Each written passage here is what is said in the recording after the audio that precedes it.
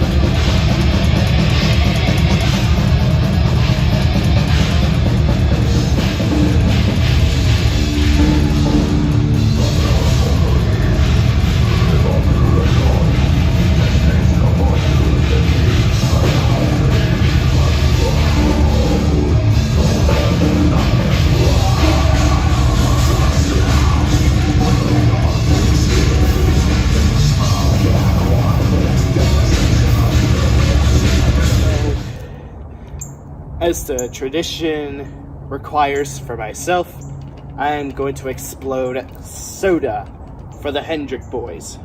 So, for you, Bowman, coming out of nowhere to kick the pansy little Gibbs ass.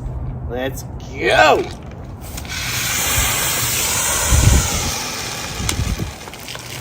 Wow!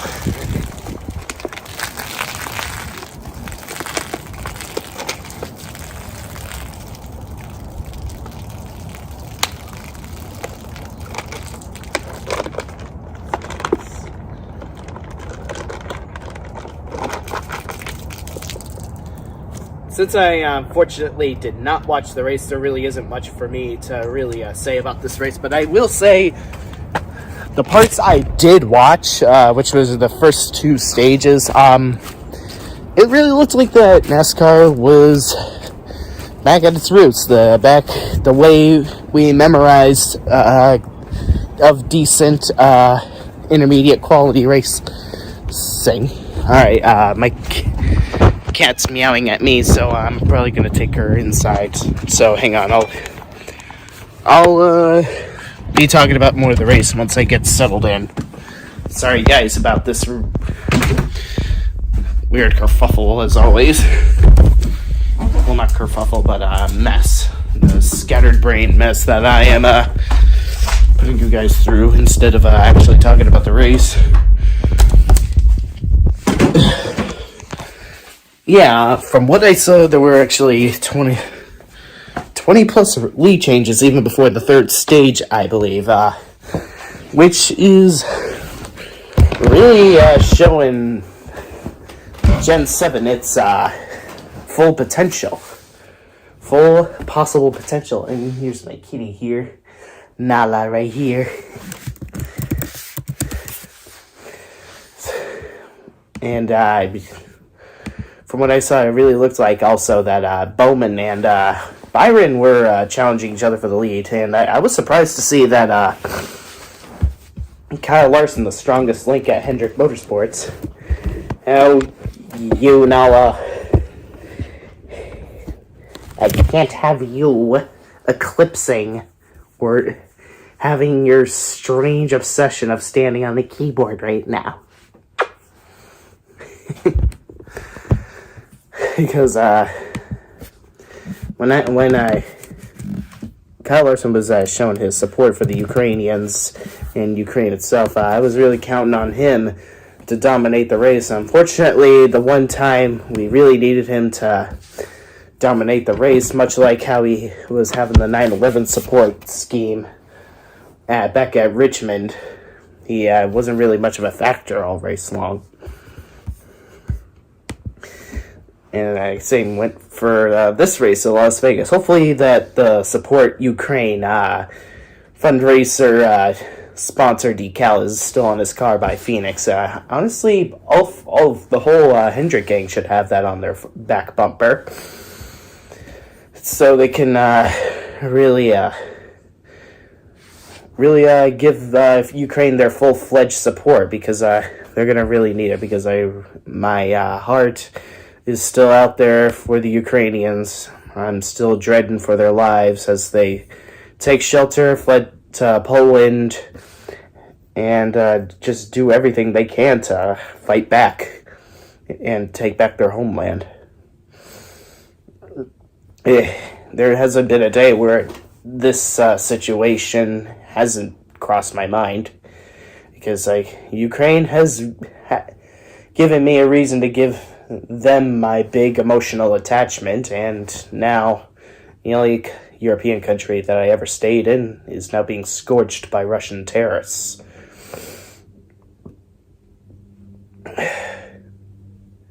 But I am glad to see that the team that I've always rooted for since childhood is showing their full-on support for them and will donate $2,000 for every lap they lead, or at least as far as Kyle Larson goes, which shows the wholesomeness and humility that they have in Hendrick Motorsports and shows what kind of people they really are.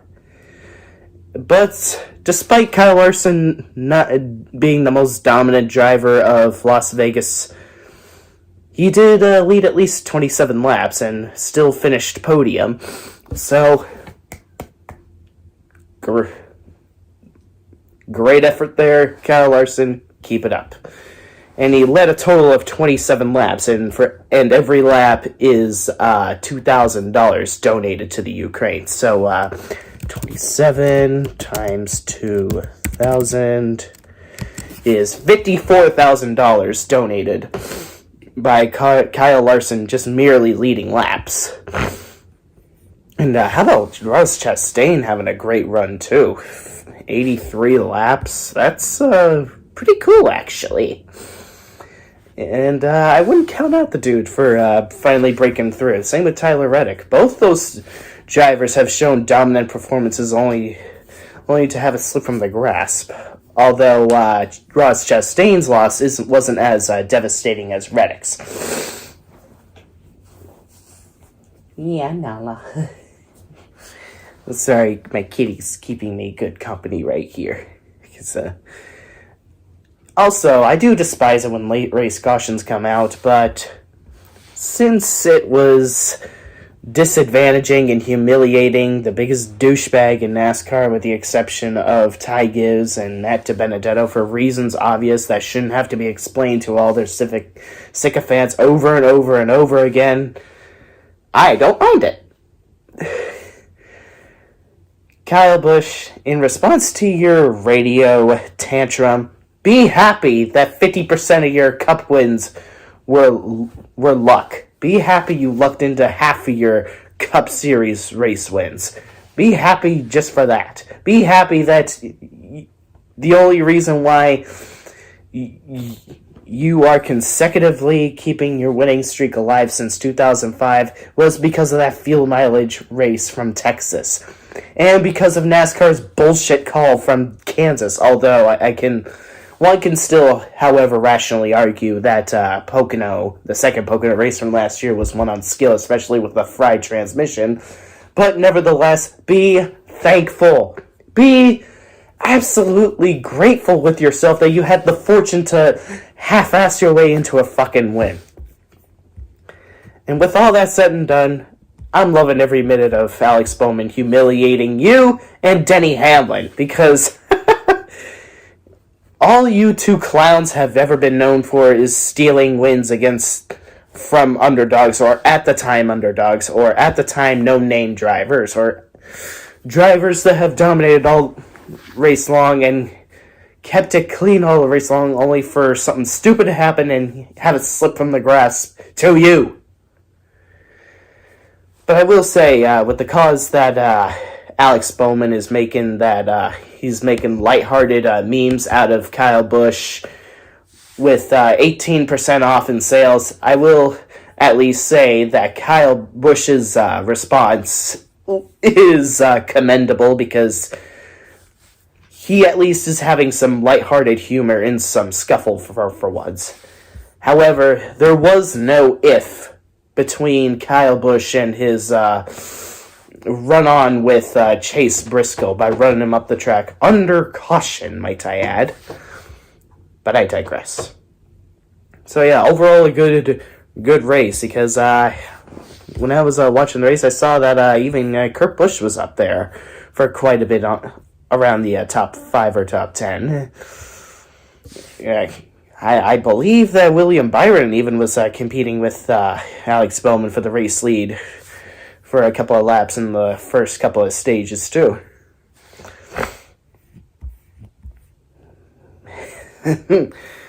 And Denny Hamlin, perhaps your fried transmission should be a lesson not to fuck with Hendrick Motorsports.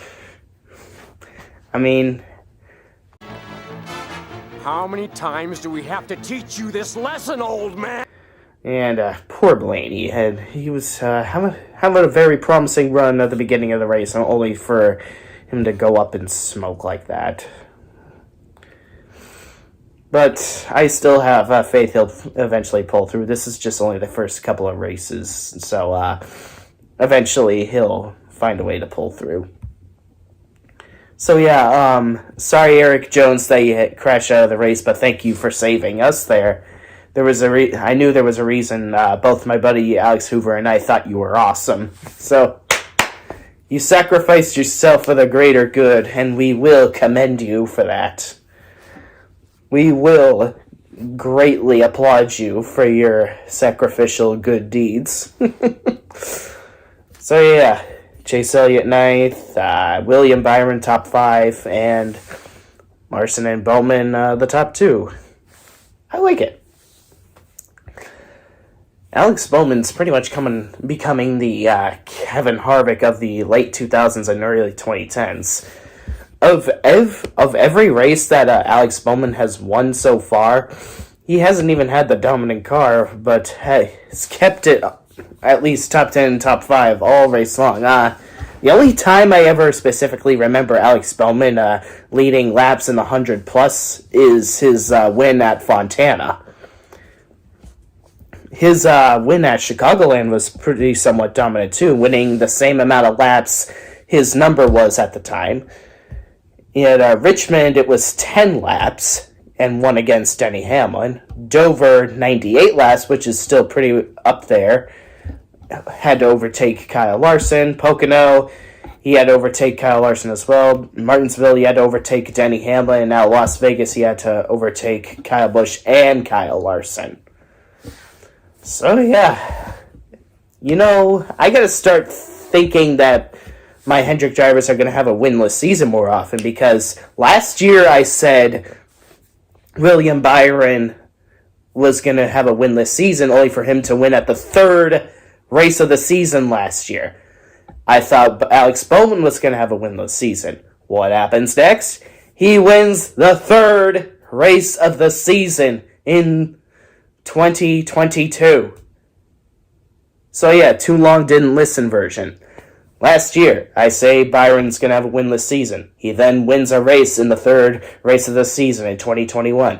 I say this year in 2022, Alex Bowman's going to have a winless season. Well, what do you know? He wins the 3rd race of the season this year. So all I got to do is just say Chase Elliott's going to have a winless season in 2023. And then, before anyone will ever realize, he'll win the 3rd race of the season. I ain't superstitious, but I am kind of bewildered that it worked out just like that. Just like that in the flick of a switch. Both times, consistently. Is anybody else who knows me very well just as flabbergasted as I am? Because I hope I'm not alone in this.